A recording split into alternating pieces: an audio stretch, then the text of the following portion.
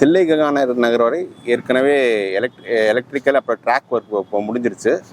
இங்கேருந்து மவுண்ட் வரைக்கும் தான் ட்ராக் ஒர்க்கு இப்போ பேலன்ஸு. அதையும் போட்டுட்டு இந்த கார்டன் பிளேஸ் பண்ணிட்டாங்கன்னா எம்ஆர்டிஎஸ் கன்ஸ்ட்ரக்ஷன் ஒர்க் முடிஞ்சுது.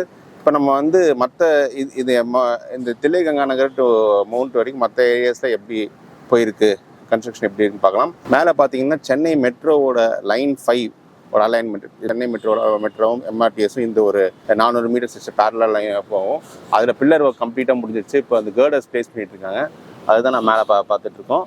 வாங்க இப்போ இது இந்த ஸ்டிச் ஃபுல்லாக எப்படி இருக்குன்னு பார்க்கலாம். இப்போ நம்ம பார்க்குறோம் இங்கே வந்து எம்ஆர்டிஎஸோட கேர்டர் ஃபுல்லாக முடிஞ்சிருச்சு.